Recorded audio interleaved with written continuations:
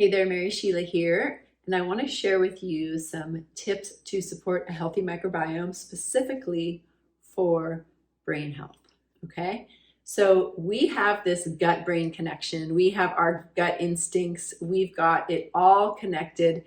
The gut and the brain, when we are in utero, we are developing the gut and brain together, are connected. They always are, they always will be.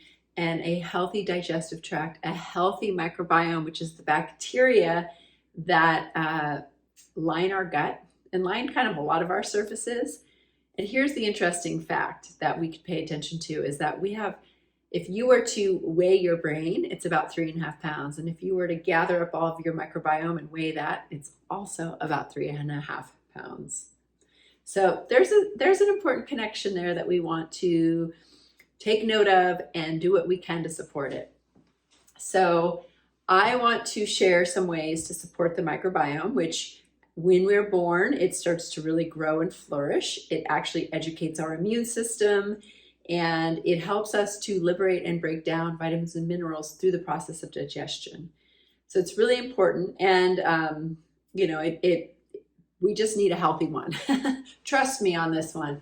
And what's really interesting too, just speaking about brain health before I get into the tips, is that one thing that's important to know is that, what you do today is going to affect you today and tomorrow and the next day and the next day. And one thing we do know that we've learned in science is that, if the gut is not healthy and maybe there's leaky gut, and bigger molecules and things that aren't supposed to get out can get out. Sometimes it's microbiome byproducts that are not supposed to get out. One of them called lipopolysaccharides, LPS. So it can get out and create a little inflammation and create maybe a little depressiveness and anxiety and things like that. So we need a healthy gut microbiome, which also, when it is healthy, it helps to stabilize and keep the health of the gut. So it's all connected. So I'm going to go through a list of things that I find are really important and maybe even show you some way to really boost your profile to support the microbiome. So first things first is we are 70% water. You want to drink water, but you want to drink filtered water, right? So when we don't drink filtered water, thank goodness for modern ways that we can get clean water by adding chemicals and chlorine and things like that to it.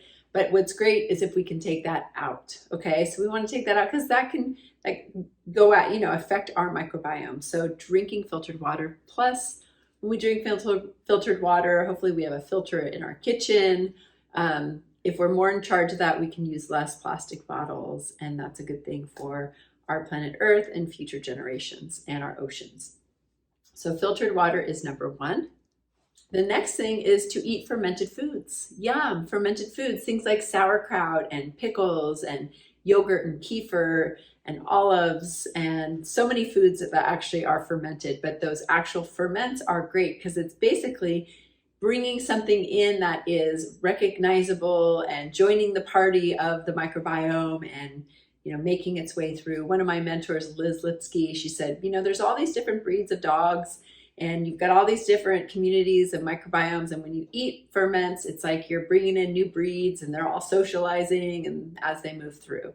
So fermented foods are great for supporting the intestinal tract and the microbiome. Next is eating fiber-rich foods, because fiber is the food for the microbiome. So you may have heard, we just talked about probiotics and ferments, but then there's prebiotics, which is the fiber that feeds the bacteria in our gut.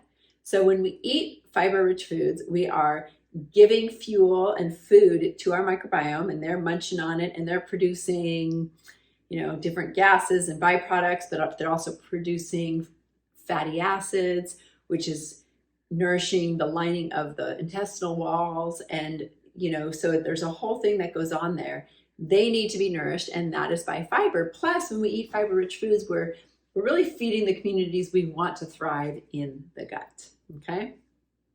And when we eat more higher fiber foods, that means naturally we might eat less sugar. So sugary, refined foods, refined carbohydrates like chips, crackers, breads, pastas, blah, blah, blah. When we eat too many of those things, then we lack fiber, and we start feeding the microbes that, they're more efficient at storing weight and things like that. So we want to have a good balance of high fiber, lower carb diet in general. We also want to eat foods high in flavonoids and bioflavonoids and polyphenols, because our microbiome is like, oh yes, those are really small little food, very important food sources for them. They munch it out. The byproduct there is actually really good for us, and it's sometimes really good for the brain. So that's even why coffee and chocolate, in moderate dosages are really good for the brain, because the bacteria liberates these polyphenols and then they nourish the body, which is kind of a cool synergistic relationship there. In fact, the flavonoids from the cocoa plant help to improve blood flow to the brain. Okay, the next tip is similar to drinking filtered water, is eating organic food. So food is grown in a few different ways, but one of the ways that it's grown is with herbicides, pesticides, fungicides, all kinds of sides which are anti-life, and those can stick around in the food and affect our microbiome. So whenever possible, it's great to eat organic foods.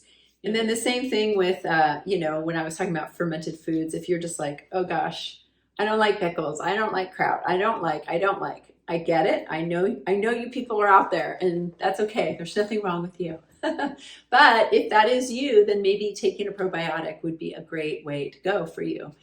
Just to support the gut and bring things in. You'd want to eat plenty of prebiotics, but maybe you also want to take a probiotic. And what's really fun is there are different probiotics that can support the body in different ways, right? So for example, you've likely heard me talk about Saccharomyces boulardii. Saccharomyces boulardii is actually a probiotic yeast that can be very supportive even post antibiotics. Sometimes after antibiotics, people start to have very loose stools. So they take the Saccharomyces and it helps firm things up.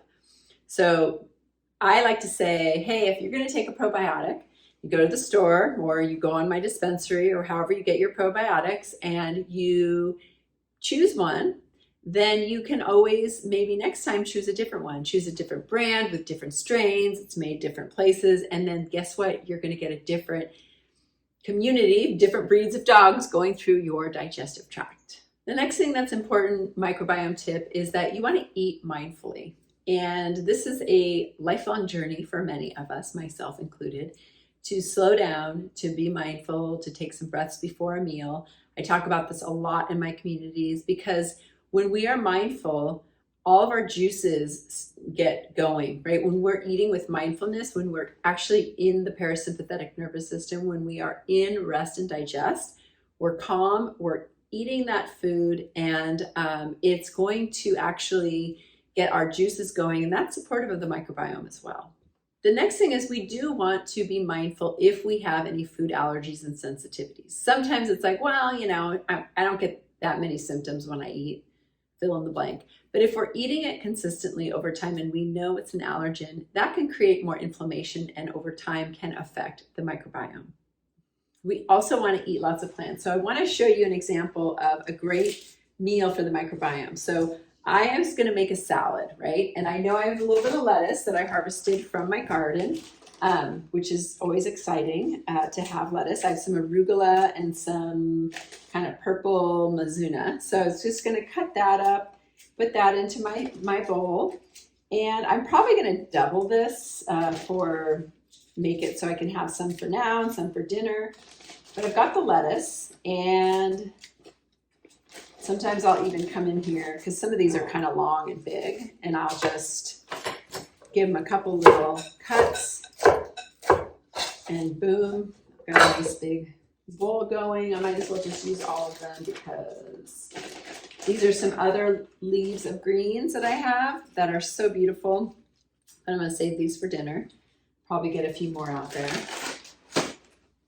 And then I want to see what else do I have. So when we talk about the microbiome, the more variety that I have coming into my body, the more variety of plants and mostly plants, I'll say, because that's where the fibers are, the more robust my microbiome is going to be. So the goal is like, well, how many plants can I, how many different varieties and things can I eat? So in this particular salad, I've got my greens, but if my salad's going to be my meal, I might need to you know, have a little bit more than just salad greens, right? So I'm gonna slice up some carrots. Sometimes I like to grate carrots, but I have found lately that if I'm eating carrots in a salad, I like to actually taste it more and get the sweetness and just the more of the bulk of it. So I'm just gonna very quickly slice up my carrots. Because this is a salad that's gonna be, I'm gonna have a little bit for lunch with some protein, and then I'll save some more of it for dinner tonight. So I've got my carrot, and then I just found a beet in my fridge. So I'm gonna actually take my beet, and I am actually gonna grate this because I don't really eat them sliced that much unless they're cooked. And I'm really glad I have my apron on because I don't want to get beet juice on my clothes, even though I have a black shirt on, but still. Because this is really gonna turn everything red, right? Okay, so I'm gonna throw some beet in there, right? And then might as well get all of it. Enough so that I'm not gonna cut my finger though. I'll stop a little short of that because that is never fun. All right, so I've got some beet, some carrot, and then I bought some corn the other day. And you know, we sure do eat a lot of corn in our diet, don't we? Corn chips, corn in cereal, corn tortillas. And you know, for me personally, when I stopped eating gluten, I was like, oh, this is like a corn honeymoon because I'm eating a lot of corn to replace everything. But to be totally honest with you, you know, if you're going to eat corn, eat some corn, right?